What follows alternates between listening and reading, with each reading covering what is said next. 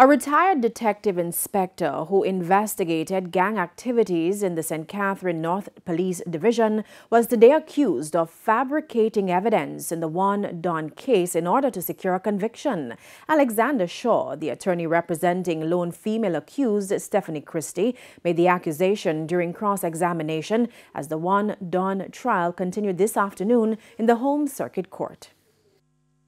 The court was told that the 30-year police veteran had only 2 convictions under his belt. Attorney at law Alexander Shaw accused him of seeking to secure another by misleading the court, pointing to the inconsistencies and omission in the witness statement and the evidence the former policeman gave in court. Mr. Shaw suggested that there was no indication that he visited the Horizon Adult Remand Center on October 12, 2017.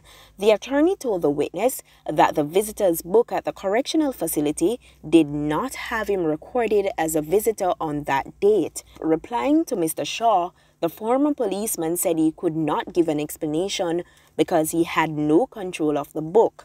Mr. Shaw also poked holes into the witness' testimony that one of the 33 accused on trial, Jason Brown, also known as Citypuss, appeared before the St. Catherine Parish Court on October 21, 2017, after he was charged. Mr. Shaw highlighted that the date was a Saturday. Last week, the witness identified a voice said to be that of Citypuss as Jason Brown.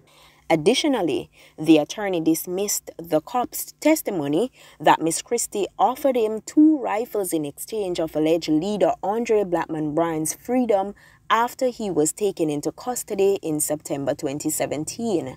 The trial continues on Wednesday. Raquel Porter, TVJ News.